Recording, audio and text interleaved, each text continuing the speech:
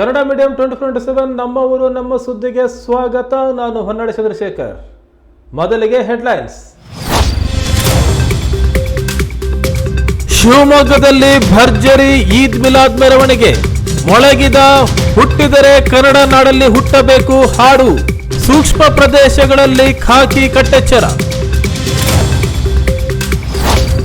ಶಿವಮೊಗ್ಗದಲ್ಲಿ ಗುಂಡಿಗೆ ಮೊದಲ ಬಲಿ. ಮಲವಗೊಪ್ಪದಲ್ಲಿ ಗುಂಡಿ ತಪ್ಪಿಸಲು ಡಿವೈಡರ್ಗೆ ಡಿಕ್ಕಿ ಹೊಡೆದು ಮಹೇಶ್ ಸಾವು. ಪಿಡಬ್ಲ್ಯೂಡಿ ವಿರುದ್ಧ ಸಾರ್ವಜನಿಕರ ಆಕ್ರೋಶ. ಆಂಧ್ರ ಒಡಿಶಾ ಕರಾವಳಿಯಲ್ಲಿ ವಾಯುಭಾರ ಕುಸಿತ. ರಾಜ್ಯದಲ್ಲಿ ಸೆಪ್ಟೆಂಬರ್ 16ರವರೆಗೆ ಭಾರೀ ಮಳೆ ಸಾಧ್ಯತೆ. ರಾಜಧಾನಿ ಬೆಂಗಳೂರು ಸೇರಿದಂತೆ ಹಲವು ಜಿಲ್ಲೆಗಳಿಗೆ ಅಲರ್ಟ್. ಈಗ ಸುದ್ದಿಗಳ ವಿವರ. ಈಗೊಂದು ಬಿಗ್ ಬ್ರೇಕಿಂಗ್ ನ್ಯೂಸ್ ಬರ್ತಾ ಇದೆ, ಬನ್ನಿ ನೋಡೋಣ.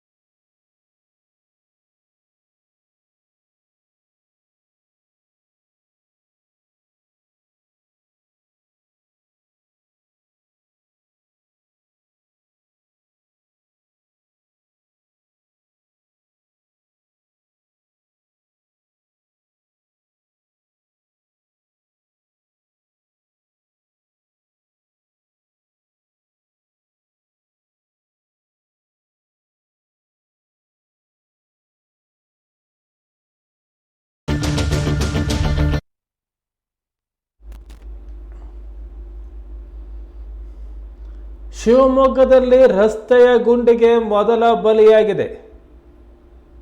ಶಿವಮೊಗ್ಗ ಸಮೀಪದ ಮಲವಗೊಪ್ಪದಲ್ಲಿ ಗುಂಡಿ ತಪ್ಪಿಸಲು ಡಿವೈಡರ್ಗೆ ಒಂದು ದ್ವಿಚಕ್ರ ವಾಹನ ಡಿಕ್ಕಿ ಹೊಡೆದಿದೆ.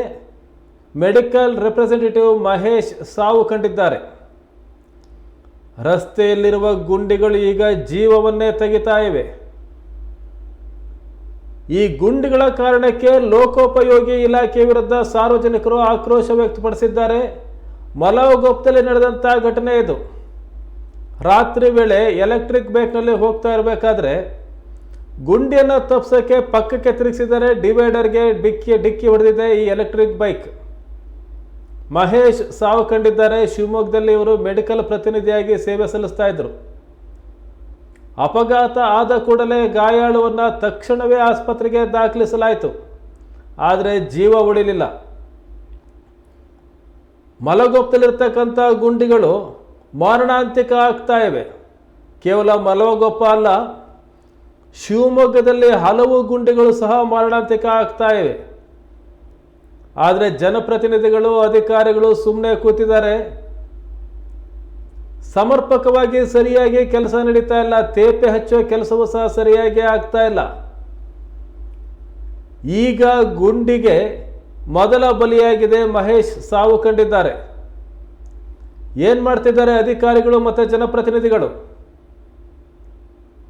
ದುರಾದೃಷ್ಟ ನೋಡಿ, ರಸ್ತೆಯಲ್ಲಿ ಬರ್ತಾ ಇದ್ದಂಥ ಮಹೇಶ್ ಗುಂಡಿಯನ್ನು ತಪ್ಪಿಸ್ಲಿಕ್ಕಾಗಿ ಹ್ಯಾಂಡಲನ್ನು ಪಕ್ಕಕ್ಕೆ ತಿರುಗಿಸಿದ್ದಾರೆ. ಡಿವೈಡರ್ಗೆ ಡಿಕ್ಕಿ ಹೊಡೆದಿದ್ದಾರೆ. ಬಿದ್ದಿದ್ದಾರೆ, ಗಾಯಗೊಂಡಿದ್ದಾರೆ. ತಕ್ಷಣ ಆಸ್ಪತ್ರೆಗೆ ಸೇರಿಸಿದರೂ ಸಹ ಜೀವ ಉಳಿದಿಲ್ಲ, ಸಾವು ಕಂಡಿದ್ದಾರೆ. ಅಧಿಕಾರಿಗಳು ಜನಪ್ರತಿನಿಧಿಗಳು ಈ ಬಗ್ಗೆ ಬಹಳ ತೀವ್ರವಾಗಿ ಗಂಭೀರವಾಗಿ ಗಮನ ಹರಿಸಬೇಕು. ಒಂದು ಜೀವ ಹೋಗಿದೆ, ಇನ್ನುಳಿದ ಜೀವಗಳನ್ನಾದರೂ ಉಳಿಸಿ ಅಂತೇಳಿ ಜನ ಕೇಳ್ತಾ ಇದ್ದಾರೆ. ಸಾರ್ವಜನಿಕರು ಆಕ್ರೋಶ ವ್ಯಕ್ತಪಡಿಸ್ತಾ ಇದ್ದಾರೆ. ಯಾವಾಗ ಮುಷ್ತಿರಿ ಶಿವಮೊಗ್ಗದಲ್ಲಿರುವ ಗುಂಡಿಗಳನ್ನು, ಮುಖ್ಯ ರಸ್ತೆಯಲ್ಲಿರ್ತಕ್ಕಂಥ ಗುಂಡಿಗಳನ್ನು, ಅದರಲ್ಲೂ ಹೈವೇನಲ್ಲಿ ಶಿವಮೊಗ್ಗ ಭದ್ರಾವತಿ ನಡುವೆ ಡಿವೈಡರ್ ಇರೋ ಕಾರಣಕ್ಕಾಗಿ ವೇಗವಾಗಿ ಬರ್ತಾ ಇರ್ತಾರೆ ಸವಾರರು.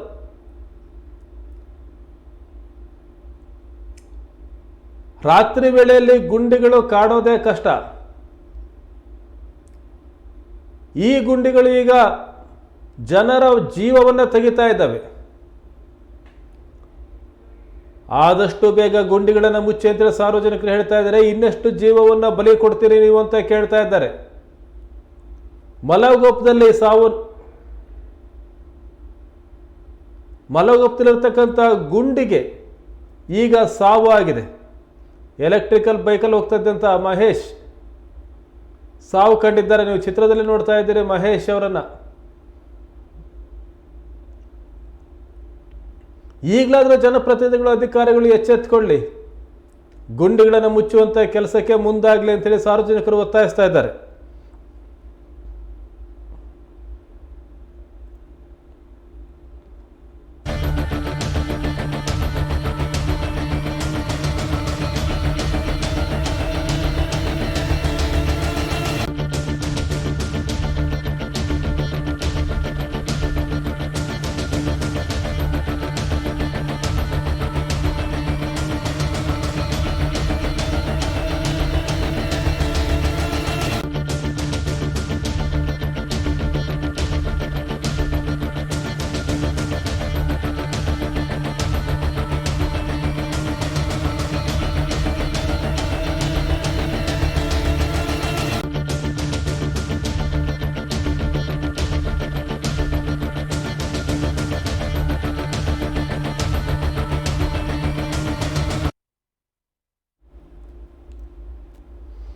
ದಸರಾ ಹಬ್ಬದ ಪ್ರಯುಕ್ತ ಪ್ರಯಾಣಿಕರ ಹೆಚ್ಚುವರಿ ದಟ್ಟಣೆ ನಿವಾರಿಸುವ ಸಲುವಾಗಿ ನೈಋತ್ಯ ರೈಲ್ವೆ ಯಶವಂತಪುರ ಹಾಗೂ ತಾಳಗುಪ್ಪ ನಡುವೆ ವಿಶೇಷ ಎಕ್ಸ್ಪ್ರೆಸ್ ರೈಲು ಓಡಿಸಲಿದೆ.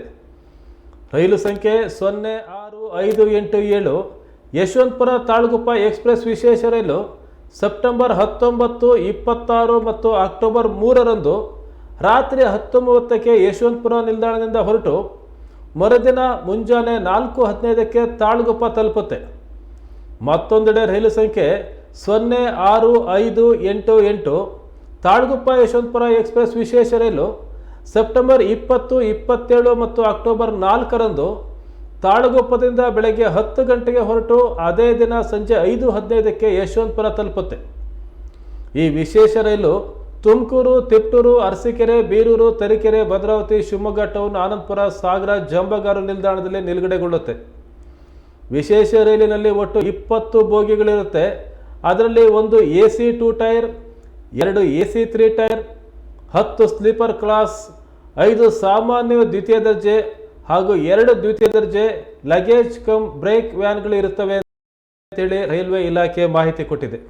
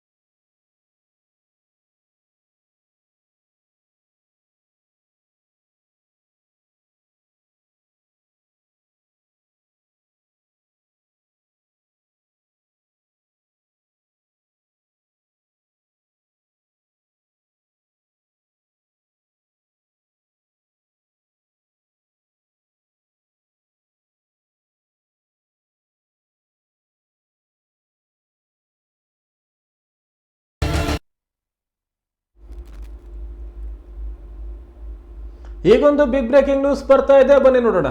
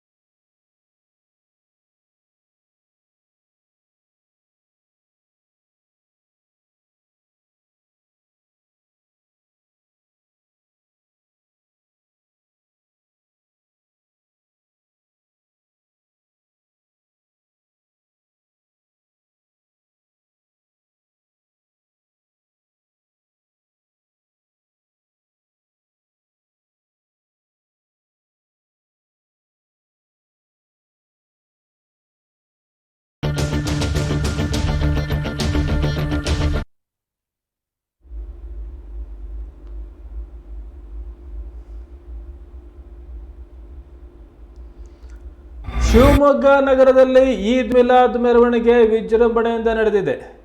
ಸಾವಿರಾರು ಸಂಖ್ಯೆಯಲ್ಲಿ ಮುಸ್ಲಿಂ ಬಾಂಧವರು ಮೆರವಣಿಗೆಯಲ್ಲಿ ಪಾಲ್ಗೊಂಡಿದ್ದಾರೆ.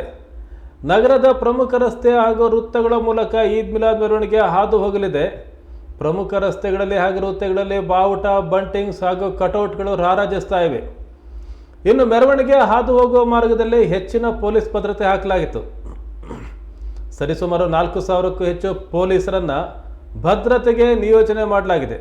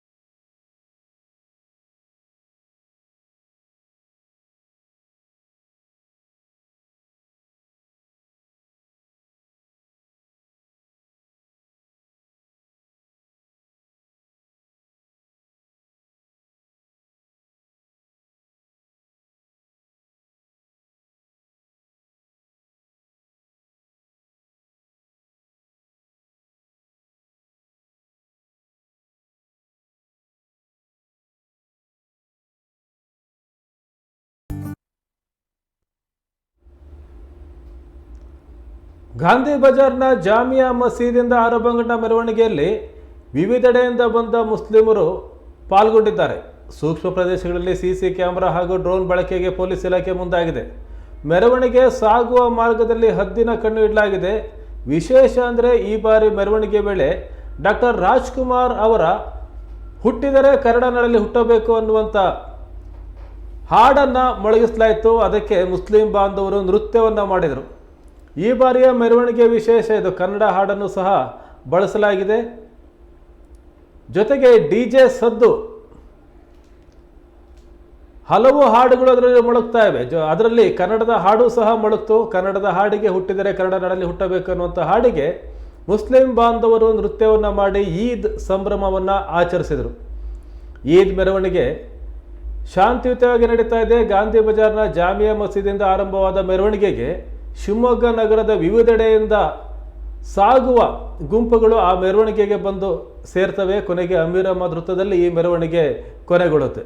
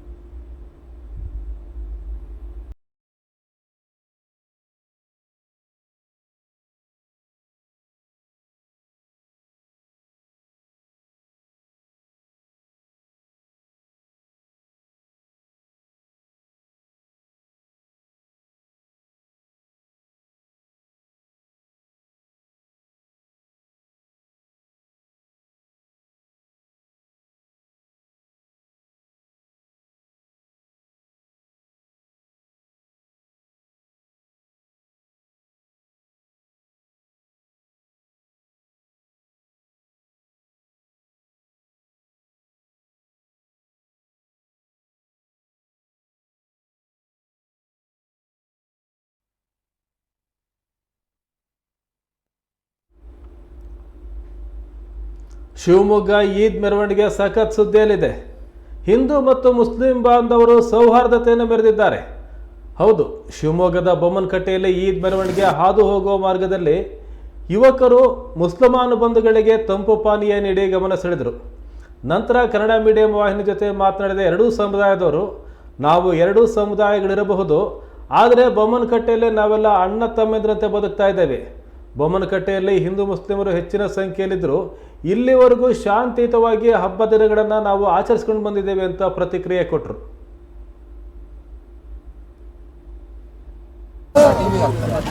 ಕನ್ನಡ ಮೀಡಿಯಂಗೆ ಎಲ್ಲ ಫಾಲೋ ಮಾಡಿ ಸಬ್ಸ್ಕ್ರೈಬ್ ಎಲ್ಲ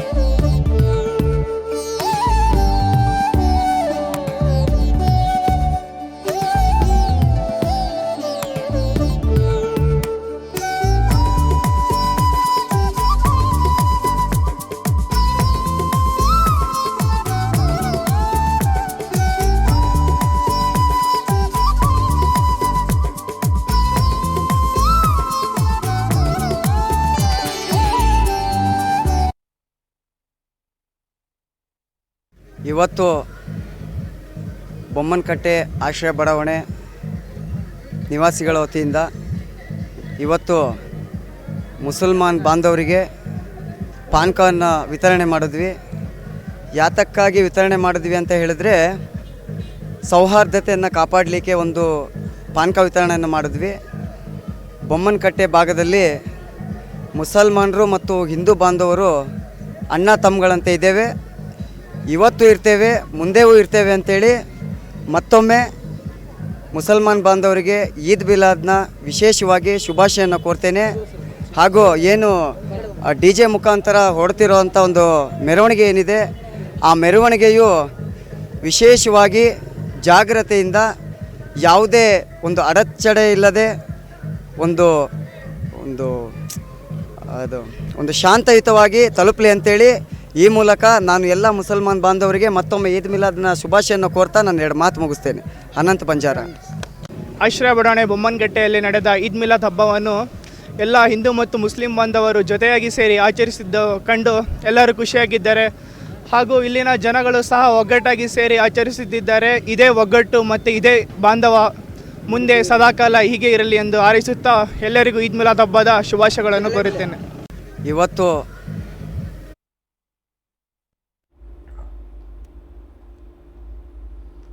ಆಂಧ್ರಪ್ರದೇಶ ಮತ್ತು ಒಡಿಶಾದ ಕರಾವಳಿಯಲ್ಲಿ ವಾಯುಭಾರ ಕುಸಿತ ಉಂಟಾಗಿರುವ ಹಿನ್ನೆಲೆಯಲ್ಲಿ ರಾಜ್ಯದಲ್ಲಿ ಸೆಪ್ಟೆಂಬರ್ 16ರವರೆಗೆ ಮಳೆ ಆರ್ಭಟ ಮುಂದುವರಿಯುವ ಸಾಧ್ಯತೆ ಇದೆ ಅಂತ ಹವಾಮಾನ ಇಲಾಖೆ ಮುನ್ಸೂಚನೆ ಕೊಟ್ಟಿದೆ. ರಾಜ್ಯದ ನಾನಾ ಭಾಗಗಳಲ್ಲಿ ಮಳೆಯ ಆರ್ಭಟ ಜೋರಾಗಿರಲಿದೆ. ಉತ್ತರ ಮತ್ತು ದಕ್ಷಿಣ ಕರ್ನಾಟಕದ ಹಲವು ಜಿಲ್ಲೆಗಳಲ್ಲಿ ಮುಂದಿನ 4-5 ದಿನ ಮಳೆ ಮತ್ತಷ್ಟು ಬಿರುಸುಗೊಳ್ಳುತ್ತೆ. ಬೆಂಗಳೂರು ನಗರ, ಬೆಂಗಳೂರು ಗ್ರಾಮಾಂತರ, ಚಿಕ್ಕಬಳ್ಳಾಪುರ, ಚಿತ್ರದುರ್ಗ, ಬೀದರ್, ಯಾದಗಿರಿ, ಕೊಪ್ಪಳ, ಬೆಳಗಾವಿ, ಧಾರವಾಡ, ಗದಗ ಜಿಲ್ಲೆಗಳಲ್ಲಿ ಕೆಲವೆಡೆ ಭಾರೀ ಮಳೆಯಾಗುವ ಸಾಧ್ಯತೆ ಇರೋದರಿಂದ ಸೆಪ್ಟೆಂಬರ್ 14ರಂದು ಈ ಜಿಲ್ಲೆಗಳಿಗೆ ಯೆಲ್ಲೋ ಅಲರ್ಟ್ ಘೋಷಣೆ ಮಾಡಲಾಗಿದೆ. ಉತ್ತರ ಒಳನಾಡಿನಲ್ಲಿ ಮಳೆ ಜೋರಾಗಲಿದೆ. ವಿಜಯಪುರ, ಕಲಬುರಗಿ ಹಾಗೂ ಕೊಪ್ಪಳ ಜಿಲ್ಲೆಗಳಿಗೆ ಆರೆಂಜ್ ಅಲರ್ಟ್ ಘೋಷಣೆ ಮಾಡಲಾಗಿದೆ. ಅಲ್ಲದೆ ಉಡುಪಿ, ಉತ್ತರ ಕನ್ನಡ, ಹಾವೇರಿ, ಚಾಮರಾಜನಗರ, ಚಿಕ್ಕಮಗಳೂರು, ಹಾಸನ, ದಾವಣಗೆರೆ, ರಾಮನಗರ ಮತ್ತು ಶಿವಮೊಗ್ಗ ಜಿಲ್ಲೆಗಳಲ್ಲಿ ಸಾಧಾರಣ ಮಳೆಯಾಗಲಿದೆ ಅಂತ ಹವಾಮಾನ ಇಲಾಖೆ ಹೇಳಿದೆ.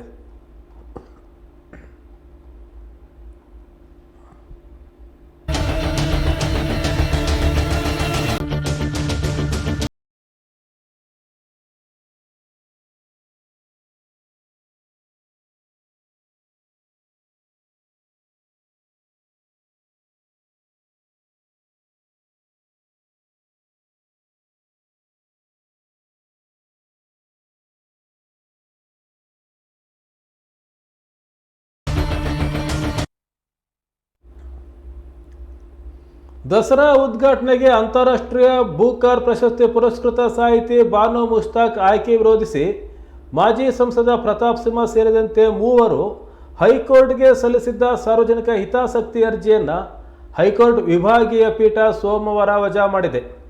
ಈ ಮೂಲಕ ಮಾಜಿ ಸಂಸದ ಪ್ರತಾಪ್ ಸಿಂಹ ಅವರಿಗೆ ಭಾರಿ ಹಿನ್ನಡೆಯಾಗಿದೆ.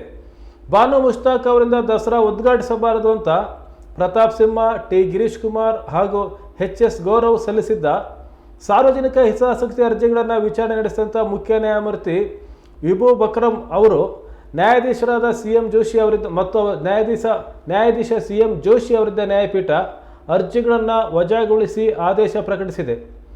ವಿಜಯದಶಮಿ ಎಂದರೆ ಕೆಟ್ಟದರ ವಿರುದ್ಧ ಗೆಲುವು ಎನ್ನುವ ಅರ್ಥದಲ್ಲಿ ದೇಶಾದ್ಯಂತ ಹಬ್ಬ ಆಚರಿಸಲಾಗುತ್ತೆ. ಇದರಲ್ಲಿ ಧರ್ಮ ತೋರಿಸುವುದು ಸರಿಯಲ್ಲ ಅಂತ ನ್ಯಾಯಪೀಠ ಅಭಿಪ್ರಾಯಪಟ್ಟಿದೆ.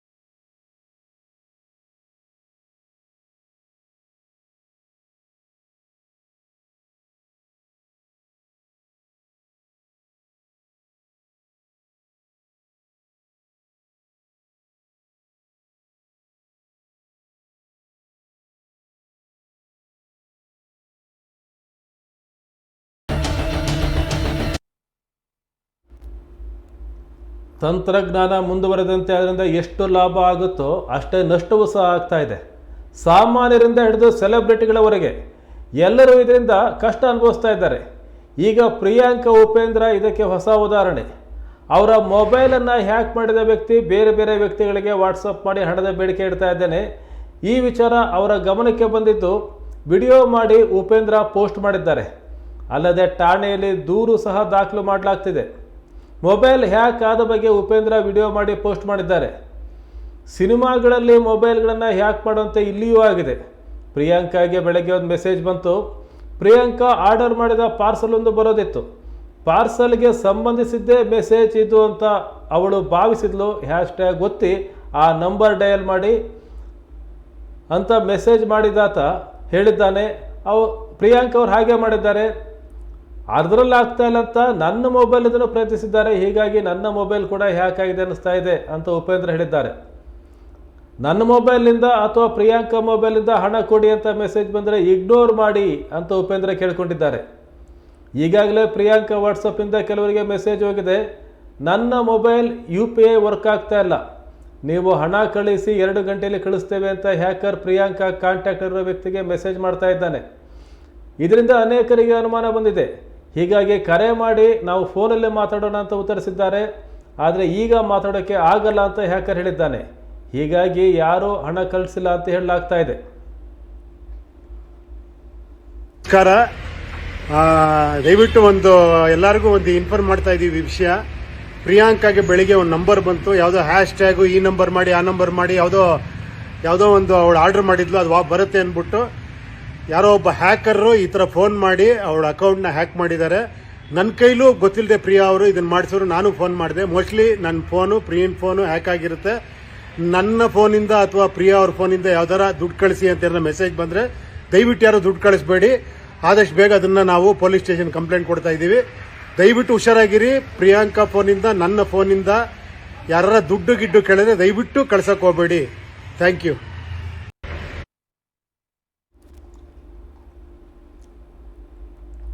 ಹಾಸನ ತಾಲೂಕಿನ ಹೊಸಳ್ಳಿ ಗ್ರಾಮದಲ್ಲಿ ಗಣೇಶ ವಿಸರ್ಜನೆ ಮೆರವಣಿಗೆ ವೇಳೆ ಸಂಭವಿಸಿದ ದುರಂತದ ಹಿನ್ನೆಲೆಯಲ್ಲಿ ಮಾಜಿ ಪ್ರಧಾನಿ HD ದೇವೇಗೌಡ ಅವರು ಹಾಸನಕ್ಕೆ ಭೇಟಿ ನೀಡಿದ್ದಾರೆ. ಮೃತರ ಕುಟುಂಬದವರಿಗೆ ಸಾಂತ್ವನ ಹೇಳಿದ್ದಾರೆ. ಮೃತರ ಕುಟುಂಬದವರಿಗೆ ತಲಾ 1 ಲಕ್ಷ ರೂಪಾಯಿ ಪರಿಹಾರವನ್ನು ಪಕ್ಷದ ವತಿಯಿಂದ ದೇವೇಗೌಡ ಅವರು ಈ ಸಂದರ್ಭದಲ್ಲಿ ಘೋಷಣೆ ಮಾಡಿದರು. ಜಿಲ್ಲಾಸ್ಪತ್ರೆಗೆ ತೆರಳಿ ಚಿಕಿತ್ಸೆ ಪಡೆಯುತ್ತಾ ಇರೋ ಗಾಯಾಳುಗಳ ಆರೋಗ್ಯ ವಿಚಾರಿಸಿದ ಅವರು ಗಂಭೀರವಾಗಿ ಗಾಯಗೊಂಡವರಿಗೆ 25,000 ರೂಪಾಯಿ, ಸ್ವಲ್ಪ ಪ್ರಮಾಣದಲ್ಲಿ ಗಾಯಗೊಂಡವರಿಗೆ 20,000 ರೂಪಾಯಿ, ಚಿಕ್ಕ ಪುಟ್ಟ ಗಾಯ ಆದವರಿಗೆ 15,000 ರೂಪಾಯಿ ಪರಿಹಾರವನ್ನು ವಿತರಿಸಿದರು.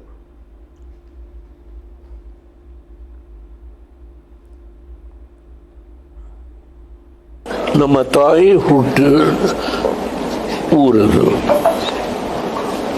ಆ ಊರಿನ ಮಗನು. ಆ ಒಂದು ಮಮತೆಯಿಂದ ಈ 93ನೇ ವಯಸ್ಸಿನಲ್ಲಿ ನಾನು ಇಲ್ಲಿಗೆ ಬಂದಿದ್ದೀನಿ, ಚರ್ಚೆ ಮಾಡಿದ್ದೀನಿ. ನಮ್ಮದು ಒಂದು ಸಣ್ಣ ರಾಜಕೀಯ ಪಕ್ಷ. ಮೇಜರ್ ಆಗಿ ಪೆಟ್ಟು ಬಿದ್ದಿರ್ತಕ್ಕಂಥವ್ರು 2 ಜನ ಇದ್ದಾರೆ. ಆಸ್ಪತ್ರೆ ಡಾಕ್ಟರ್ಸ್ ಜೊತೆ ಚರ್ಚೆ ಮಾಡಿದ್ದೇನೆ.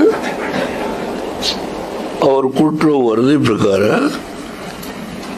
ಮೇಜರ್ ಆಗಿ ಪೆಟ್ಟು ಬಿದ್ದಿರೋರಿಗೆ ನಾವೇ ಎಲ್ಲ ಟ್ರೀಟ್ಮೆಂಟ್ ಮಾಡ್ತೀವಿ, ನೀವೇನು ಕೊಡಬೇಕಾದಿಲ್ಲ ಸರ್, ಪ್ರತಿಯೊಂದು ನಾವೇ ಮಾಡ್ತೀವಿ ಅಂತ ಹೇಳಿ, ಟು ಬಿ ವೆರಿ ಪ್ಲೇನ್. ಆದರೂ ಪಕ್ಷದ ವತಿಯಿಂದ 25,000 ರೂಪಾಯಿ ಮೇಜರ್ ಆಗಿ ಪೆಟ್ಟು ಬಿದ್ದಿರೋರಿಗೆ, ಅದಕ್ಕಿಂತ ಸ್ವಲ್ಪ ಕಡಿಮೆ ಮಟ್ಟಿಗೆ ಅವ್ರಿಗೆ 20,000 ರೂಪಾಯಿ, ಸಣ್ಣ ಪುಟ್ಟ ಪೆಟ್ಟು ಬಿದ್ದವರಿಗೆ 15,000 ರೂಪಾಯಿ. ಆ ರೀತಿ ಅಲ್ಲಿರ್ತಕ್ಕಂಥ ಆಸ್ಪತ್ರೆ ಒಳಗೆ ಪೇಷಂಟ್ಸ್ಗಳಿಗೆ ಒಟ್ಟು 3,05,000 ರೂಪಾಯಿ ಆಗುತ್ತೆ. ಆ ಅಮೌಂಟನ್ನು ಈಗ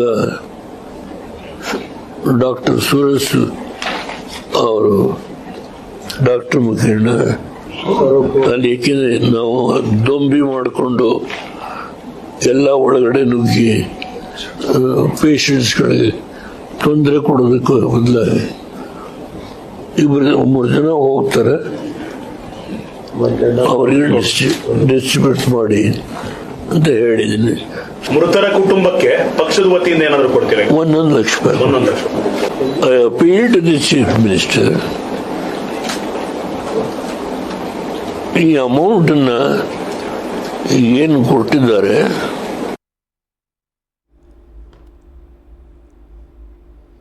ಈಗೊಂದು ಪುಟ್ಟ ವಿರಾಮದ ನಂತರ ನಮ್ಮವರು ನಮ್ಮ ಸುದ್ದಿ ಮತ್ತೆ ಮುಂದುವರಿಯುತ್ತೆ.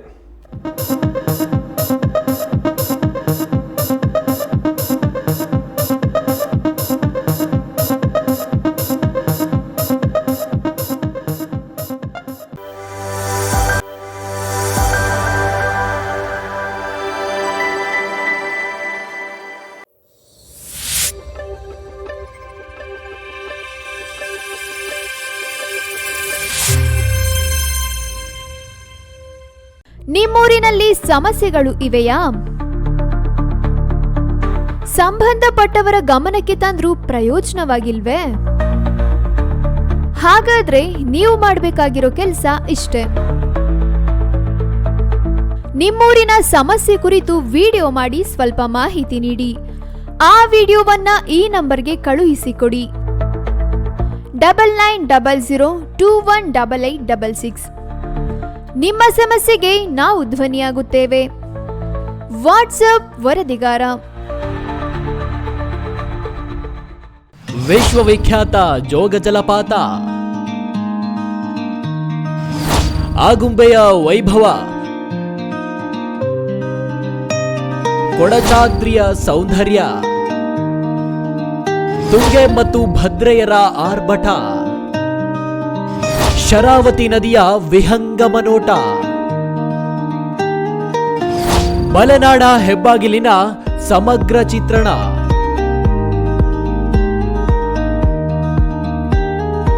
ಈಸೂರಿನ ಹೋರಾಟದ ಕಿಚ್ಚು, ಸಮಾಜವಾದಿ ನೆಲಗಟ್ಟು ರಾಜಕೀಯ ಶಕ್ತಿ ಕೇಂದ್ರ. ಮಲೆನಾಡಿನ ಸಮಗ್ರ ಸುದ್ದಿಗಳಿಗಾಗಿ ಕನ್ನಡ ಮೀಡಿಯಂ 24x7 ವೀಕ್ಷಿಸಿ.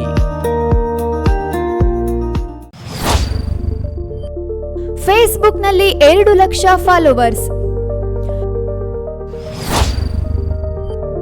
ಯೂಟ್ಯೂಬ್ನಲ್ಲಿ 1,90,000 ಸಬ್ಸ್ಕ್ರೈಬರ್ಸ್, ರಾಜ್ಯಾದ್ಯಂತ ಕೋಟಿ ವೀಕ್ಷಕರು. ಕೋಟಿ ವೀಕ್ಷಕರಿಗೆ ಧನ್ಯವಾದಗಳು. ನಿಮ್ಮ ಕನ್ನಡ ಮೀಡಿಯಂ 24x7.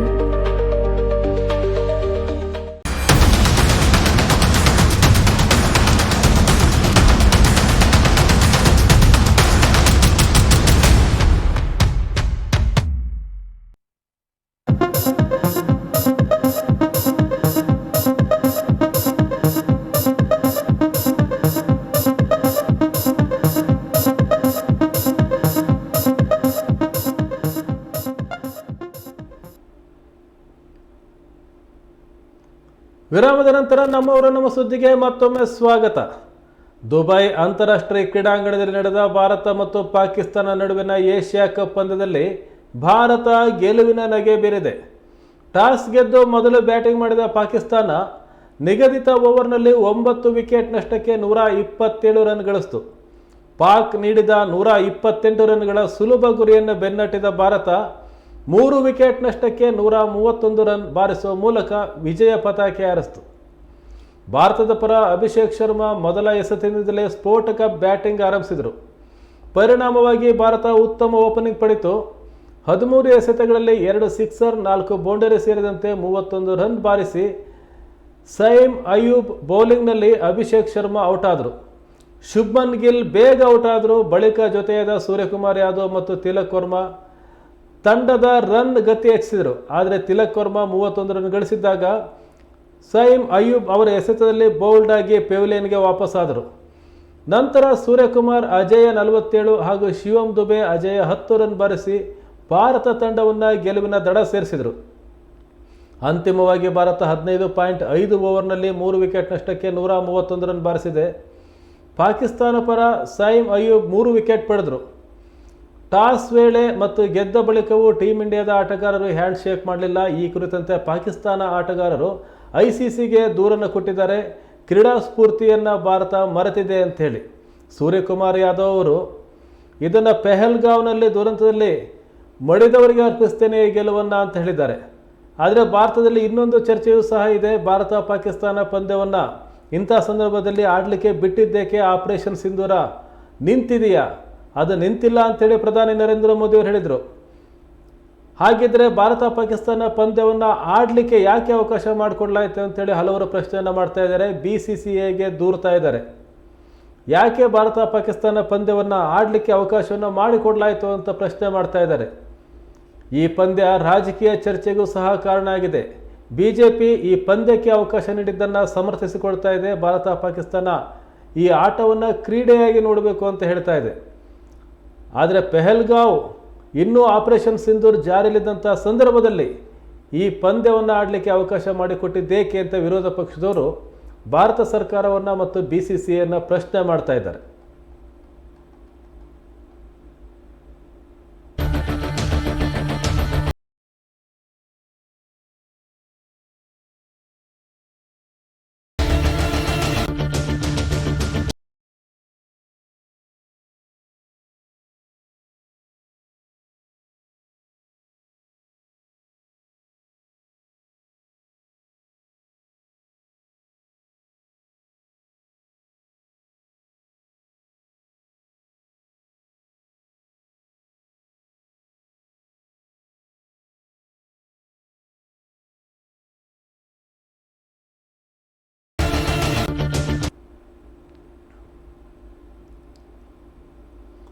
ಅಂತಾರಾಷ್ಟ್ರೀಯ ಪ್ರಜಾಪ್ರಭುತ್ವ ದಿನಾಚರಣೆಯ ಅಂಗವಾಗಿ ಶಿವಮೊಗ್ಗದಿಂದ ವಿಧಾನಸೌಧದವರೆಗೆ ಬೃಹತ್ ಬೈಕ್ ರ್ಯಾಲಿಗೆ ಚಾಲನೆ ನೀಡಲಾಯಿತು. ಕರ್ನಾಟಕ ಸರ್ಕಾರ, ಜಿಲ್ಲಾಡಳಿತ, ಜಿಲ್ಲಾ ಪಂಚಾಯತ್, ಸಮಾಜ ಕಲ್ಯಾಣ ಇಲಾಖೆ, ನಗರಾಭಿವೃದ್ಧಿ ಇಲಾಖೆ ಹಾಗೂ ಶಾಲಾ ಶಿಕ್ಷಣ ಮತ್ತು ಸಾಕ್ಷರತೆ ಇಲಾಖೆ, ಉನ್ನತ ಶಿಕ್ಷಣ ಇಲಾಖೆ ಹಾಗೂ ಯುವಜನ ಸೇವಾ ಮತ್ತು ಕ್ರೀಡಾ ಇಲಾಖೆ, ಪೊಲೀಸ್ ಇಲಾಖೆ ಮತ್ತು ಶಿವಮೊಗ್ಗ ಬೈಕ್ ಕ್ಲಬ್ ಇವರ ಸಂಯುಕ್ತ ಆಶ್ರಯದಲ್ಲಿ ಅಂತಾರಾಷ್ಟ್ರೀಯ ಪ್ರಜಾಪ್ರಭುತ್ವ ದಿನಾಚರಣೆ ಪ್ರಯುಕ್ತ ಏರ್ಪಡಿಸಲಾಗಿದ್ದಂಥ ರಾಜ್ಯ ಮಟ್ಟದ ಬೈಕ್ ರ್ಯಾಲಿಗೆ ಅಪರ ಜಿಲ್ಲಾಧಿಕಾರಿ ಅಭಿಷೇಕ್ ವಿ ಅವರು ಜಿಲ್ಲಾಡಳಿತ ಕಚೇರಿ ಎದುರು ಚಾಲನೆ ನೀಡಿದರು. ಹಸಿರು ನಿಶಾನೆಯನ್ನು ತೋರುವ ಮೂಲಕ ಬೈಕ್ ರ್ಯಾಲಿ ಆರಂಭವಾಯಿತು. ಬೈಕ್ ರ್ಯಾಲಿ ಶಿವಮೊಗ್ಗದಿಂದ ಬೆಂಗಳೂರುವರೆಗೆ ಹೋಗ್ತಾ ಇದ್ದು ಬೈಕ್ ಸವಾರರಿಗೆ ಅವರು ಶುಭ ಕೋರಿದರು. ಇದೇ ಸಂದರ್ಭದಲ್ಲಿ ಅವರು ಸಂವಿಧಾನ ಮತ್ತು ಮತದಾನದ ಮಹತ್ವವನ್ನು ತಿಳಿಸಿದರು. ಗಾಡಿ ಓಡಿಸ್ತಾರೆ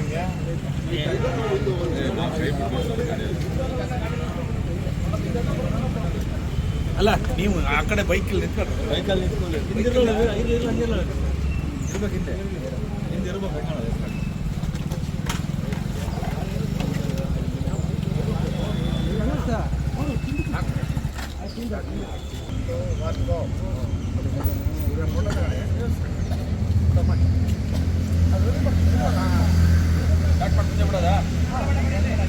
ರೆಡಿ ರೆಡಿ ಸರ್, ಎಲ್ಲ ಇಲ್ಲಡಿ ಒಂದು ಫೋಟೋ ಇಲ್ಲಡಿ ಎಲ್ಲರೂ.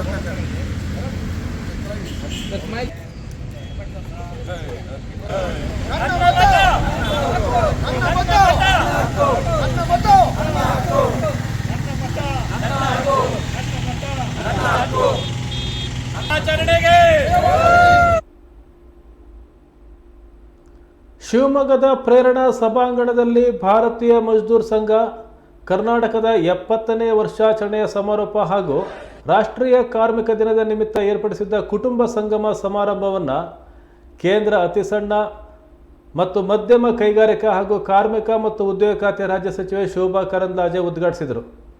ದಕ್ಷಿಣ ಮತ್ತು ದಕ್ಷಿಣ ಮಧ್ಯ ಕ್ಷೇತ್ರೀಯ ಕಾರ್ಯವಾಹ ರಾಷ್ಟ್ರೀಯ ಸ್ವಯಂ ಸೇವಕ ಸಂಘದ ನಾ ತಿಪ್ಪೇಸ್ವಾಮಿ, ಅಖಿಲ ಭಾರತ ಪ್ರಧಾನ ಕಾರ್ಯದರ್ಶಿ ಭಾರತೀಯ ಮಜ್ದೂರ್ ಸಂಘದ ರವೀಂದ್ರ ಅವರ ಉಪಸ್ಥಿತಿಯಲ್ಲಿ ಕಾರ್ಯಕ್ರಮ ಉದ್ಘಾಟಿಸಲಾಯಿತು.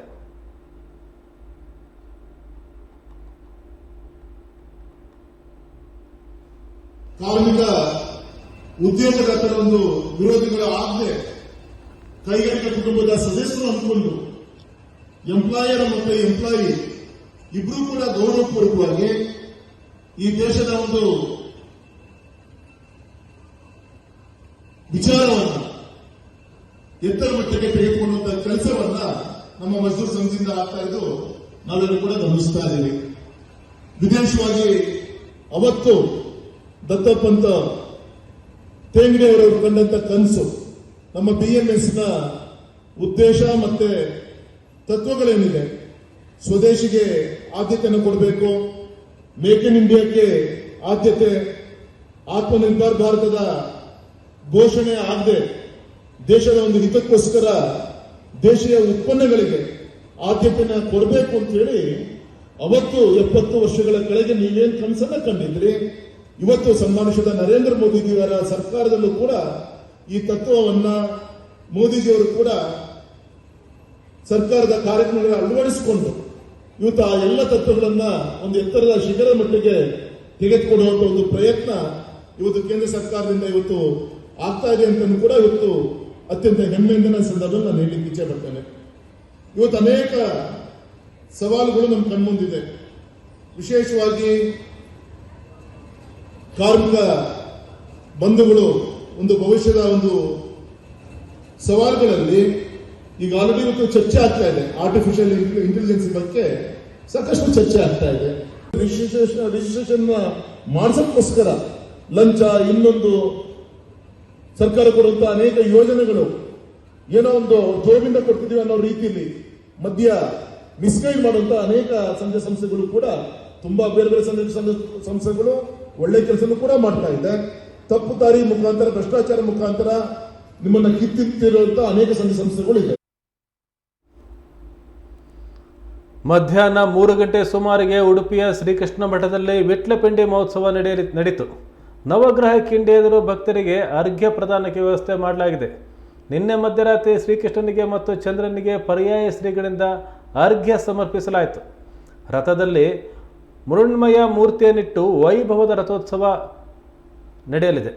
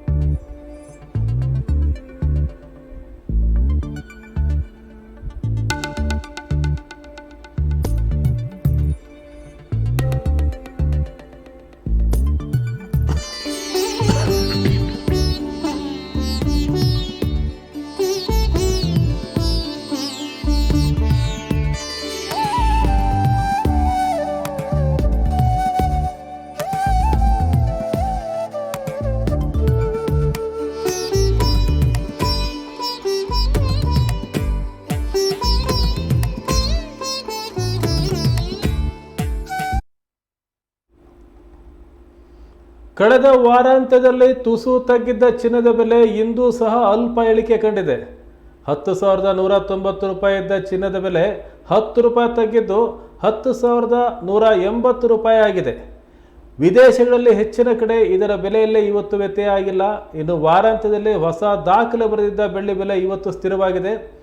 ಭಾರತದಲ್ಲಿ ಸದ್ಯ 10 ಗ್ರಾಮ್ನ 22 ಕ್ಯಾರೆಟ್ ಚಿನ್ನದ ಬೆಲೆ 1,01,800 ರೂಪಾಯಿ ಇದೆ. 24 ಕ್ಯಾರೆಟ್ನ ಅಪರಂಜಿ ಚಿನ್ನದ ಬೆಲೆ 1,11,060 ರೂಪಾಯಿ ಆಗಿದೆ. 100 ಗ್ರಾಮ್ ಬೆಳ್ಳಿ ಬೆಲೆ 13,300 ರೂಪಾಯಿ ಇದೆ. ಬೆಂಗಳೂರಿನಲ್ಲಿ ಚಿನ್ನದ ಬೆಲೆ 10 ಗ್ರಾಮಿಗೆ 1,01,800 ರೂಪಾಯಿ ಆಗಿದೆ. ಇನ್ನು ಬೆಳ್ಳಿ ಬೆಲೆ 100 ಗ್ರಾಮಿಗೆ 13,300 ರೂಪಾಯಿ ಇದೆ. ತಮಿಳುನಾಡು, ಕೇರಳ ಮೊದಲಾದ ಕಡೆ ಈ ಲೋಹದ ಬೆಲೆ 14,300 ರೂಪಾಯಿ ಇದೆ.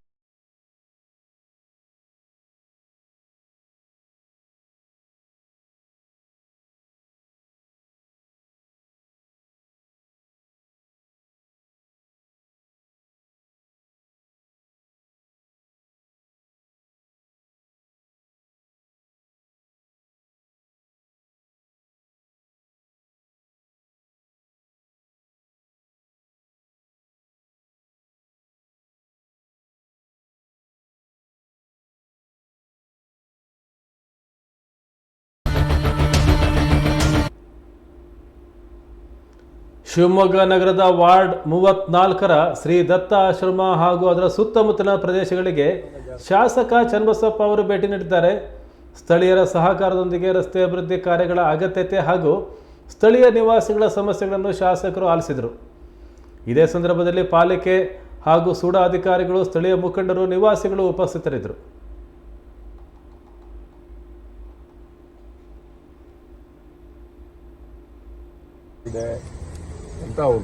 ಅವ್ರು ಯಾರು? ಅವರು ಸುಬ್ರಹ್ಮಣ್ಯ ನಮ್ಮ ವೇಣೂರ ಅಣ್ಣ ನೋಡಿ ಅವನಿಗೆ ಕರೆಸಿ ಅವ್ರದ್ದು ಎಷ್ಟು ಮಾಡಿ ಬೇಡ ಅಂತ ಹೇಳಿದ್ರೆ 25 ಅಂತ ಬರೆದಿದ್ದಾರೆ. ತಿಮ್ಮೇಗೌಡರು ಮಾಡಿದ್ದೀನಿ.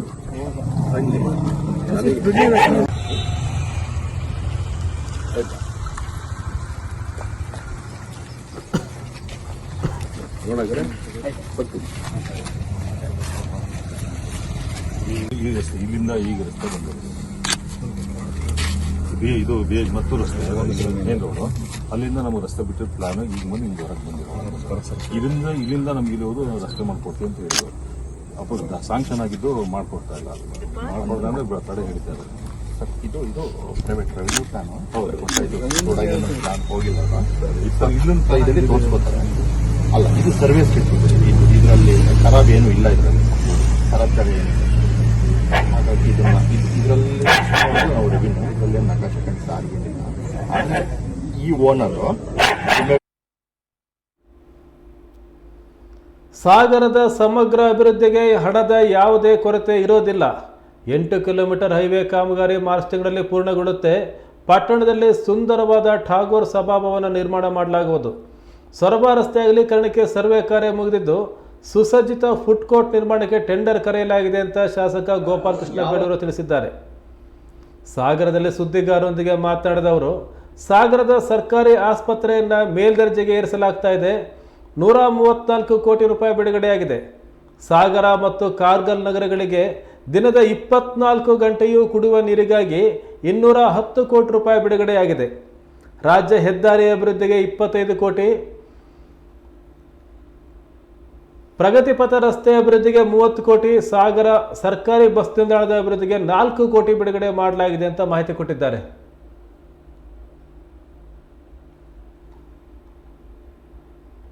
ಯಾವ ರಸ್ತೆಗಳು ಹಾಳಾಗಿದೆ ಮಾತಾಡಿ, ಯಾವ ರಸ್ತೆಗಳು ಹಾಳಾಗಿದೆ ಆ ರಸ್ತೆಗೆ ಸಂಪೂರ್ಣ ದುಡ್ಡು ಕಟ್ಟಿದ್ದೀವಿ ಸರ್. ನೀವು ನೋಡಿ, ಈಗ ನಮಗೆ ದುಡ್ಡು ಈಗ ಇದರಲ್ಲಿ ಬಂದಿದೆ. ಯಾವುದು SHDPಯಲ್ಲಿ ಸ್ಟೇಟ್ ಹೈವೇ ಇದರಲ್ಲಿ ಸುಮಾರು 25 ಕೋಟಿ ರೂಪಾಯಿ ಬಂದಿದೆ. ಅದರಲ್ಲಿ ಇವತ್ತು ಈಗ ಏನು ರೀಚ್ಗಳಿದ್ದಾವೋ ಅವೆಲ್ಲವನ್ನು ಕೆಲವೊಂದು ಮುಗಿಸ್ಲಿಕ್ಕೆ ನಮಗೆ ಹಣವನ್ನು ಕೊಡಲಿಕ್ಕೆ ಅವಕಾಶ ಇದೆ. ಮತ್ತು 50 ಕೋಟಿಯಲ್ಲೂ ಸಹ ನಾವು ದುಡ್ಡು ಕೊಡಲಿಕ್ಕೆ ಅವಕಾಶ ಇದೆ. ರಾಜ್ಯ ಸರ್ಕಾರ ಕೊಟ್ಟಿದ್ದರಲ್ಲೂ ಇದೆ. ಹಾಗಾಗಿ ಇದನ್ನು ಇಡೀ ನಮ್ಮ 2 ತಾಲೂಕಿನಲ್ಲೂ ಸಹ ಯಾವುದೇ ರಸ್ತೆಗಳಿಗೆ ಬ್ಯಾಲೆನ್ಸ್ ಇರುವಂಥದ್ದಾಗಬಾರ್ದು ಅನ್ನೋ ರೀತಿಯಲ್ಲಿ ಇವತ್ತು ಚರ್ಚೆ ಮಾಡಿದ್ದೀನಿ. ಅಷ್ಟು ರಸ್ತೆಗಳು ಸಹ ನಾನು ರೆಡಿ ಮಾಡಿಕೊಡ್ಬೇಕು ಅನ್ನೋದು ಈಗ ತಾಲೂಕಿನ ಅಭಿವೃದ್ಧಿ ದೃಷ್ಟಿಯಲ್ಲಿ ಇಟ್ಟಿದ್ವಿ. ಅದಕ್ಕೆ ಹಣನೂ ಇದೆ ಮತ್ತು ಕೆಲಸನೂ ಮಾಡಲಿಕ್ಕೆ ನಾವು ಮುಂದೆ ಇನ್ನೊಂದು ತಿಂಗಳು ಹೋಗಬೇಕು. ಇನ್ನೂ 1.5 ತಿಂಗಳ ಮಳೆ ಎಲ್ಲ ಸ್ವಲ್ಪ ಕಮ್ಮಿ ಆಗಬೇಕು. ಯಾಕಂದರೆ ಮಳೆ ಹೇಳೋಕ್ಕಾಗಲ್ಲ, ಒಂದೊಂದು ಸರಿ ಕಂಟಿನ್ಯೂ ಬಂದುಬಿಡುತ್ತೆ. ಅದರಿಂದ ಪ್ರಗತಿಪಥ 30 ಆಗಿದೆ. ಆಮೇಲೆ ಪ್ರಗತಿಪಥ ರಸ್ತೆ 30 ಕಿಲೋಮೀಟ್ರ್ ಆಗಿದೆ. ಅದಕ್ಕೂ ಸಹ 20 ಕೋಟಿ ರೂಪಾಯಿ ಬಿಡುಗಡೆ ಆಗಿದೆ. ಅದು ಈಗಾಗಲೇ ಟೆಂಡರ್ ಶುರುವಾಗ್ತಾ ಇದೆ. ಅದನ್ನು ಸಹ ಮುಂದಿನ ಹಂತದಲ್ಲಿ ಒಳ್ಳೆ PMJC ಬರ್ತಾ ಇಲ್ಲ. ಈಗ ನಿಮ್ಗೆ ಗೊತ್ತಿದೆ, 2 ವರ್ಷ ಆಯಿತು ನಾವು ಸರ್ಕಾರ ಬಂದಾಗಿಂದ ಒಂದೇ ಒಂದು PMJC ರಸ್ತೆಯನ್ನು ಕೇಂದ್ರ ಮತ್ತು MP ಅವ್ರು ಕೊಡಲಿಲ್ಲ. ಇವತ್ತಿಗೂ ಅದು ದುಡ್ಡು ಬರಲಿಲ್ಲ. ಅವರಿದ್ದಾಗ ಬಂದಿತ್ತು, ಅಂದರೆ ನಾವಿದ್ದಾಗ ಬರಲಿಲ್ಲ. ಅಂದರೆ ರಾಜ್ಯ ಸರ್ಕಾರ ಧೋರಣೆಗಳು ಗೊತ್ತಾಗುತ್ತೆ. ಇಲ್ಲಿ ಪರವಾಗಿಲ್ಲ, ಅವರು ಕೊಟ್ಟಿಲ್ಲ ಅಂತೇಳಿ ನಾವೇನು ಕಣ್ಣು ಮುಚ್ಚಿದ್ದು ಕೂತ್ಕೊಳ್ಳಲ್ಲ. ನಮ್ಮ ಹತ್ರ ದುಡ್ಡಿದೆ, ನಿಮ್ಮದೇನು ನಂಬ್ಕೊಂಡು ಇರೋಲ್ಲ. ನಾವು ಕೇಂದ್ರ ಸರ್ಕಾರದೇ ನಂಬ್ಕೊಳ್ಳಲ್ಲ. ನಮ್ಮದೇ ಆದಂಥ ಪ್ರಗತಿ ಪಥವನ್ನು ನಮ್ಮ ರಾಜ್ಯ ಸರ್ಕಾರ ಇವತ್ತು ಮುಖ್ಯಮಂತ್ರಿಗಳು ಮಾಡಿದ್ದಾರೆ. ಮತ್ತು ನಮ್ಮ ಸಚಿವರಾದಂಥ ಪ್ರಿಯಾಂಕ ಖರ್ಗೆ ಅವರು ಸಹ ಮಾಡಿಕೊಟ್ಟಿದ್ದಾರೆ. ಆ 20 ರಸ್ತೆ ನಮಗೆ ತುಂಬ ಭಾಳ ಚೆನ್ನಾಗಾಗುತ್ತೆ. ಒಳ್ಳೆ PMJC ರಸ್ತೆಯ ರೀತಿಯಲ್ಲಿ ಉತ್ತಮ ರಸ್ತೆ, ಗುಣಮಟ್ಟದ ರಸ್ತೆಗಳನ್ನು ಅವರು ಕೊಟ್ಟಿದ್ದಾರೆ. 20 ಕೋಟಿ ರೂಪಾಯಿ ಕೊಟ್ಟಿದ್ದಾರೆ. ಹಾಗಾಗಿ ಅದು ಬಂದಿದೆ. MIಯಿಂದ ಮತ್ತೆ ಈ ಸರಿ ಮತ್ತೆ ನಮಗೆ ಸರಿ ಹಿಂದಿನ ಸಲ 16 ಕೋಟಿ ಬಂದಿತ್ತು. ಈ ಸರಿ 10 ಕೋಟಿ 80-90 ಲಕ್ಷ ಬಂದಿದೆ. 11 ಕೋಟಿ 10 ರೂಪಾಯಿ ಬಂದಿದೆ. ಮೊನ್ನೆ ಮತ್ತೆ ಬಿಡುಗಡೆ ಮಾಡಿದ್ದಾರೆ ರಾಜ್ಯ ಸರ್ಕಾರದಲ್ಲಿ ಮಂತ್ರಿಗಳು. ಅದು ಭಾಳ ಪ್ರಮುಖವಾಗಿ ಈ ಸರಿ ಮಳೆಗಾಲದಲ್ಲೆಲ್ಲ ಚಾನಲ್ಗಳೆಲ್ಲ ಕೊರೆದು ಹೋಗಿದೆ. ಆ ಕೊರೆದು ಹೋಗಿದ್ದರಿಂದ ಅದನ್ನು ಇವತ್ತು ರಿಪೇರಿ ಮಾಡುವಂಥ ದೃಷ್ಟಿಯಲ್ಲಿ, ಮತ್ತು ಮೊನ್ನೆ ಆಚಾಪುರ ಕೆರೆಯಲ್ಲಿದ್ದು ಒಂದು ದುಂಬ ಬಿದ್ದು ಮೊನ್ನೆ ಭಾಳ ಡ್ಯಾಮೇಜ್ ಆಗುವಂಥ ಪರಿಸ್ಥಿತಿಯಲ್ಲಿತ್ತು. ಆನಂತರ ನಮ್ಮ MI ಅವ್ರು ಕರೆದು ರಮೇಶ್ ಅವರೆಲ್ಲ ನಿಂತ್ಕೊಂಡು ಅಲ್ಲೊಂದು ಮಧ್ಯದ ಗ್ರಾಮಸ್ಥರೆಲ್ಲ ಸೇರಿ ಮಧ್ಯದಲ್ಲಿ ಒಡೆದು ಬಿಟ್ಟು ಇದು ಮಾಡಿ ಅದನ್ನು ರೆಡಿ ಮಾಡಿದ್ದಾರೆ, ತಾತ್ಕಾಲಿಕವಾಗಿ ರೆಡಿ ಮಾಡಿದ್ದಾರೆ. ಅದರಿಂದ ಅದಕ್ಕೂ ಬೇಕಂತ ಹೇಳಿದ್ದಕ್ಕೆ ಅದಕ್ಕೆ ₹1 ಕೋಟಿ ಬಿಡುಗಡೆ ಆಗಿದೆ. ಒಟ್ಟಿನಲ್ಲಿ ಕೆರೆಗಳಿಗೆ ಮತ್ತು ಚಾನಲ್ಗಳಿಗೆ ಅದು ಬಂದಿದೆ. ಆಮೇಲೆ ನಮ್ಮ ಸಾಗರದ ನೆಹರು ರಸ್ತೆ, ನೆಹರು ಬಡಾವಣೆಯಲ್ಲಿ ನಿಮ್ಗೆ ಗೊತ್ತಿರ್ಬೋದು, ಅಲ್ಲಿ ಒಂದು ಚಾನಲ್ ಹೋಗ್ತಾ ಇದೆ, ಆನಂಬಿ. ಅದು ಭಾಳ ವರ್ಷದಿಂದ ನನ್ನ ಗಮನಕ್ಕೂ ಬಂದಿತ್ತು. ಅಷ್ಟು ದುಡ್ಡು ಹಾಕಕ್ಕೆ ಆವಾಗೆಲ್ಲ ನಮ್ಗೆ ಇರಲಿಲ್ಲ. ಈ ಸರಿ ₹10 ಕೋಟಿ ಬಿಡುಗಡೆ ಮಾಡಿಸಿದ್ದೀನಿ, ನೋಡೋಣ ಅಂತೇಳಿ. ಆ ₹10 ಕೋಟಿನ ಈಗಾಗಲೇ ನಾಳೆಯಿಂದ ಸರ್ವೆ ಮಾಡ್ತಾರೆ, ಎಲ್ಲಿ ಮಾಡಬೇಕು ಏನು ಮಾಡ್ಬೇಕಂತ. ಎಷ್ಟಾಗುತ್ತೆ ಅಷ್ಟನ್ನು 10 ಕೋಟಿಯಲ್ಲಿ ಮಾಡ್ತೀವಿ. ಮುಂದಿನ ಭಾಗವಾಗಿ ಸಾಕಾಗಿಲ್ಲ ಅಂದರೆ ಇನ್ನು ಎಷ್ಟು ಬೇಕು ಅಷ್ಟು ಅಮೌಂಟನ್ನು ಮಾನ್ಯ ಉಪಮುಖ್ಯಮಂತ್ರಿಗಳು ಈ ಸಾರಿ ನಮ್ಗೆ ₹60 ಕೋಟಿ ಕೊಟ್ಟಿದ್ದಾರೆ. ನಿಮ್ಗೆ ಅಂತ ಹೇಳಬೇಕು, 60 ಕೋಟಿ ಸ್ಪೆಷಲ್ ಗ್ರ್ಯಾಂಟ್ ಆಗಿ ಕೊಟ್ಟಿದ್ದಾರೆ ಉಪಮುಖ್ಯಮಂತ್ರಿಗಳು. ಇಡೀ ನಮ್ಮ ತಾಲೂಕಿನ 2 ತಾಲೂಕಿನ ಸೇತುವೆಗಳು 234 ಸೇತುವೆಗಳಿಗೆ ಕೊಟ್ಟಿದ್ದೀವಿ. ಇದು ದಾಖಲೆ. ಇದು ನನ್ನ ಜೀವನದಲ್ಲಿ ನಾನು ಕೊಡೋಕ್ಕಾಗ್ತಿತ್ತೋ ಇಲ್ಲೋ ಗೊತ್ತಿಲ್ಲ. ಯಾಕಂದರೆ ಒಂದು ವರ್ಷಕ್ಕೆ ನಮಗೆ 3-4 ಸೇತುವೆ ಬರ್ತಿತ್ತು ಅಷ್ಟೇ. ಅದು ಇವತ್ತು 234 ಸೇತುವೆಯನ್ನು ಇಡೀ ತಾಲೂಕಿನ ಜನರಿಗೆ ಕೊಟ್ಟು ಮತ್ತು ₹10 ಲಕ್ಷ ಎಕ್ಸ್ಟ್ರಾ ಆ ಚಾನಲಿಗೆ ಬೇರೆ ಕೊಟ್ಟಿದ್ದಾರೆ. ಒಟ್ಟು ₹60 ಕೋಟಿ ಕೊಟ್ಟಿದ್ದಾರೆ. ಅದರಿಂದ ಅದನ್ನು ಸಹ ನಾವು ಇವತ್ತು ಇಡೀ ಇದನ್ನು ರೆಡಿ ಮಾಡಿ ಇವತ್ತು ಚಾನಲ್ ಶುರು ಮಾಡ್ತೀವಿ. ಅದನ್ನು ಶುರು ಮಾಡಲಿಕ್ಕೆ ಅವಕಾಶ ಇದೆ ನಮಗೆ ಇವತ್ತು. ಹಾಗಾಗಿ ಸಹ ಮಾಡಲಿಕ್ಕೆ ಅವಕಾಶ ಇದೆ. ಈಗ ಸಾಗರದಲ್ಲೂ ಕೆಲವು ರಸ್ತೆಗಳು ಏನು ಮಾಡಬೇಕಾಗಿತ್ತು, ಅದು ಬಾಕಿ ಉಳಿದಿತ್ತು ನಮ್ಮ ನಗರಸಭೆದು. ಅದು ಮಳೆ ಅಂತ ನಿಲ್ಲಿಸಿದ್ವಿ. ಅದನ್ನು ಸಹ ಮುಂದಿನ ಭಾಗದಲ್ಲಿ. ಹೊಳೆಹೊನ್ನೂರು ಪೊಲೀಸ್ ಠಾಣೆ ವ್ಯಾಪ್ತಿಯ ನೃಪತುಂಗ ಸರ್ಕಲ್ನಲ್ಲಿ ಪ್ರತಿಷ್ಠಾಪನೆ ಮಾಡಿರುವ ಗಣೇಶನ ಮೂರ್ತಿಗೆ ಇಂದು ಹೊಳೆಹೊನ್ನೂರು ಗ್ರಾಮದ ಮುಸ್ಲಿಂ ಮುಖಂಡರಾದ ಬಸೀರ್ ಅಹಮದ್, ಮುಷ್ತಾಕ್ ಬೇಗ್, ಫೈಜುಲ್ ಸಾಬ್, ಇಮ್ರಾನ್ ಖಾಜಿ, ಮೊಹಮ್ಮದ್ ನಸ್ರುಲ್ಲಾ ಖಾನ್ ಮುಂತಾದವರು ಪೂಜೆ ಮಾಡಿ ಅನ್ನ ಸಂತರ್ಪಣೆಯನ್ನು ಮಾಡಿ ಭಾವೈಕ್ಯತೆ ಮೆರೆದಿದ್ದಾರೆ.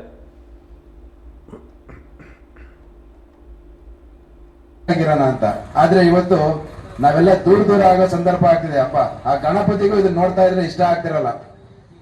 ದೇವರುಗಳಿಗೆ ಇಷ್ಟ ಆಗಲಿ ಅಂತ ಕಾರ್ಯಕ್ರಮನ ನಾವು ಮನುಷ್ಯತ್ವ ಬಿಟ್ಟು ಮಾಡ್ತಾ ಇದೀವಿ. ಆ ಮನುಷ್ಯತ್ವ ಉಳಿಸೋ ಕಾರ್ಯಕ್ರಮ ಹೊಳೆಹೊನ್ನೂರಲ್ಲಿ ಇವತ್ತು ಪ್ರಥಮವಾಗಿ ಪ್ರಾರಂಭ ಆಗ್ತಾ ಇದೆ ಅಂತ ಹೇಳಕ್ಕೆ ನಾನು ಹೆಮ್ಮೆಯಿಂದ ಹೇಳಕ್ ಇಷ್ಟಪಡ್ತಾ ಇದ್ದೀನಿ. ಈ ಒಂದು ಸುಂದರ ಕ್ಷಣಕ್ಕೆ ಸ್ವಾಗತನ ನಮ್ಮ ನೌಶಾದ್ ಖಾನ್ ಅವರು ಮಾಡ್ತಾರೆ. ನೃಪತುಂಗ ವೃತ್ತದ ಈ ಒಂದು ಐತಿಹಾಸಿಕ ದಿನ, ಯಾಕಂತ ಹೇಳಿದ್ರೆ ಇದಕ್ಕೊಂದು ಈ ಒಂದು ನೃಪತುಂಗ ಸರ್ಕಲಿನಲ್ಲಿ ಗಣಪತಿ ಏನಿರ್ತಾ ಇದ್ದಾರೋ ಇದಕ್ಕೊಂದು ಇತಿಹಾಸನೇ ಇದೆ ಅಂತೆ. ನಮ್ಮ ಹಿರಿಯರೆಲ್ಲ ಹೇಳ್ತಾರೆ, ಇದರಲ್ಲಿ ಮೊಟ್ಟ ಮೊದಲನೇದಾಗಿ ಈ ಭಾಷಣ ಅಂತ ಹೇಳ್ಬಿಟ್ಟು ಮುಸಲ್ಮಾನರು ಏನಿದ್ರು ಅಲ್ಲಿಂದ ಪ್ರಾರಂಭ ಆಗಿದ್ದಂತೆ ಇಲ್ಲಿ ಗಣಪತಿ ಇಡುವಂಥ ಒಂದು ಕಾರ್ಯಕ್ರಮ ಅವರ ಒಂದು ಟೈಮಲ್ಲಿ ಇದ್ದಂಥವ್ರು. ಆ ಒಂದು ಪ್ರತೀತಿಯನ್ನ ಪ್ರತಿ ವರ್ಷನೂ ನಮ್ಮ ಈ ಒಂದು ಹೊಳೆಹೊನ್ನೂರಿನ ನೃಪತುಂಗ ಸರ್ಕಲ್ನಲ್ಲಿ ಅದು ನಡೀತಾನೆ ಬರ್ತಾ ಇದೆ. ಆ ಪ್ರಕಾರ ನಾವು ನಮ್ಮ ಹೊಳೆಹೊನ್ನೂರಿನಲ್ಲಿ ಎಲ್ಲ ಒಂದು ನಮ್ಮ ಕರ್ನಾಟಕದಲ್ಲೇ ಒಂದು ಐತಿಹಾಸಿಕ, ಯಾಕೆ ಅಂತ ಹೇಳಿದ್ರೆ ನಮ್ಮ ಹೊಳೆಹೊನ್ನೂರಲ್ಲಿ ಯಾವತ್ತೂ ಕೂಡ ಈ ಧರ್ಮ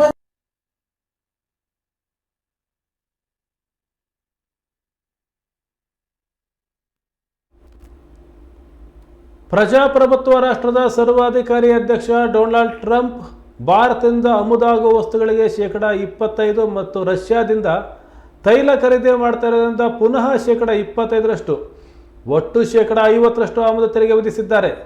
ಚೈನಾ ದೇಶದ ಮೇಲೆ 100% ತೆರಿಗೆ ವಿಧಿಸಲು ಐರೋಪ್ಯ ರಾಷ್ಟ್ರಗಳಿಗೆ ಒತ್ತಾಯ ಮಾಡ್ತಾ ಇದ್ದಾರೆ. ವಿಶ್ವ ವಾಣಿಜ್ಯ ಸಂಸ್ಥೆಯ ಒಪ್ಪಂದದಂತೆ ಶೇಕಡ 300ರಷ್ಟು ತೆರಿಗೆ ಹೇರೋಕೆ ಅವಕಾಶ ಇದೆ. ಆದರೆ ಭಾರತ ದೇಶವು ಸಹ ಅಮೆರಿಕಕ್ಕೆ ಸೆಡ್ಡು ಹೊಡೆದು ಅವರಷ್ಟೇ ತೆರಿಗೆ ವಿಧಿಸುವ ಬದಲು ಹತ್ತಿ ಎಂಬುದು ಶುಲ್ಕ ಶೇಕಡ 11 ಇರೋದನ್ನು ಶೂನ್ಯಕ್ಕೆ ಇಳಿಸಿದ್ದಾರೆ ಅಂತ ಶಿವಮೊಗ್ಗದಲ್ಲೇ ರೈತ ಸಂಘ ಮತ್ತು ಹಸಿರು ಸೇನೆ ರಾಜ್ಯಾಧ್ಯಕ್ಷ HR ಬಸವರಾಜಪ್ಪ ಹೇಳಿದ್ದಾರೆ.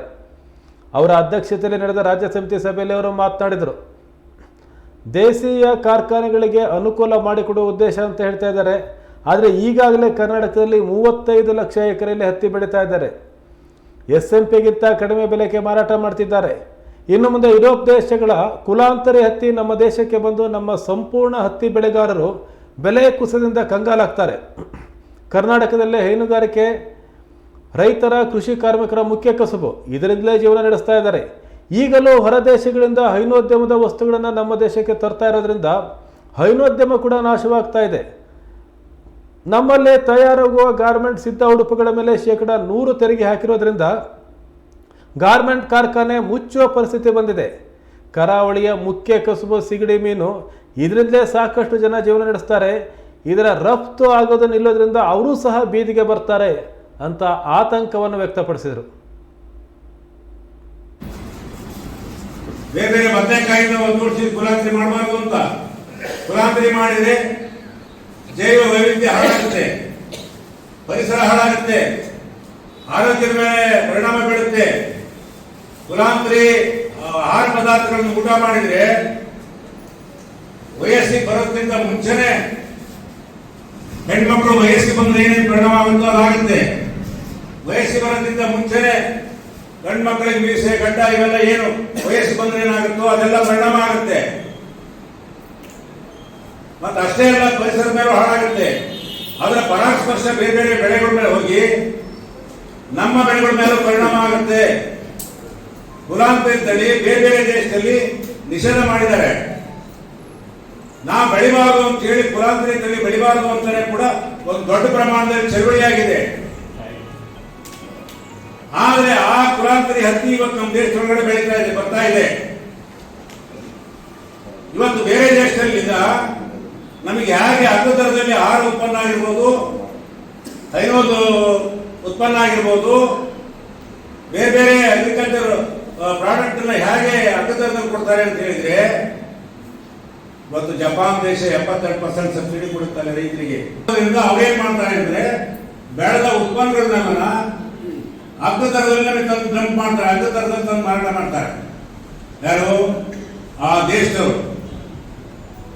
ಅದರ ಪರಿಣಾಮ ಈಗಾಗ್ತಾ ಇದೆ.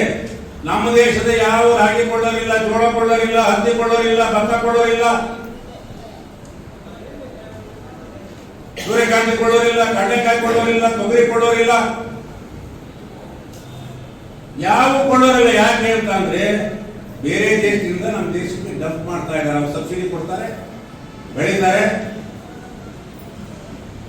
ನಮ್ಮ ದೇಶ ಡಂಪ್ ಮಾಡ್ತಾರೆ. ಹಂಗಾಗಿ ಏನಾಗಿದೆ ಅಂತಂದ್ರೆ ನಾವು ಬೇರೆ ದೇಶದ ಜೊತೆ ಸ್ಪರ್ಧೆ ಮಾಡಕ್ ಸಾಧ್ಯ ಆಗ್ತಾ ಇಲ್ಲ. ಸೈಕಲ್ ರೇಸ್ ಕೊಡ್ಬೋದು, ಸೈಕಲ್ ಕಾರ್ ಜೊತೆ ಸ್ಪರ್ಧೆ ಮಾಡಿದೆ ಅಂತ ಹೇಳಿದ್ರೆ ನಮ್ದು ಆ ರೀತಿಯಾಗಿದೆ. ನಾವು ಬಡ ದೇಶ, ಎತ್ಕೊಂಡು ಕಟ್ಕೊಂಡು ನಾವು ಒಕ್ಕತರ. ಈಗ ಮತ್ತೊಮ್ಮೆ ಹೆಡ್ಲೈನ್ಸ್. ಶಿವಮೊಗ್ಗದಲ್ಲಿ ಭರ್ಜರಿ ಈದ್ ಮಿಲಾದ್ ಮೆರವಣಿಗೆ. ಮೊಳಗಿದ ಹುಟ್ಟಿದರೆ ಕನ್ನಡ ನಾಡಲ್ಲಿ ಹುಟ್ಟಬೇಕು ಹಾಡು. ಸೂಕ್ಷ್ಮ ಪ್ರದೇಶಗಳಲ್ಲಿ ಖಾಕಿ ಕಟ್ಟೆಚ್ಚರ. ಶಿವಮೊಗ್ಗದಲ್ಲಿ ಗುಂಡಿಗೆ ಮೊದಲ ಬಲಿ. ಮಲವಗೊಪ್ಪದಲ್ಲಿ ಗುಂಡಿ ತಪ್ಪಿಸಲು ಡಿವೈಡರ್ಗೆ ಡಿಕ್ಕಿ ಹೊಡೆದು ಮಹೇಶ್ ಸಾವು. ಪಿಡಬ್ಲ್ಯೂಡಿ ವಿರುದ್ಧ ಸಾರ್ವಜನಿಕರ ಆಕ್ರೋಶ. ಆಂಧ್ರ ಒಡಿಶಾ ಕರಾವಳಿಯಲ್ಲಿ ವಾಯುಭಾರ ಕುಸಿತ. ರಾಜ್ಯದಲ್ಲಿ ಸೆಪ್ಟೆಂಬರ್ 16ರವರೆಗೆ ಭಾರೀ ಮಳೆ ಸಾಧ್ಯತೆ. ರಾಜಧಾನಿ ಬೆಂಗಳೂರು ಸೇರಿದಂತೆ ಹಲವು ಜಿಲ್ಲೆಗಳಿಗೆ ಅಲರ್ಟ್.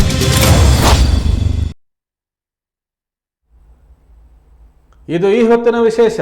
ಇನ್ನಷ್ಟು ಅಪ್ಡೇಟ್ಸ್ಗಾಗಿ ನೋಡ್ತಾ ಇರಿ ಕನ್ನಡ ಮೀಡಿಯಂ 24/7.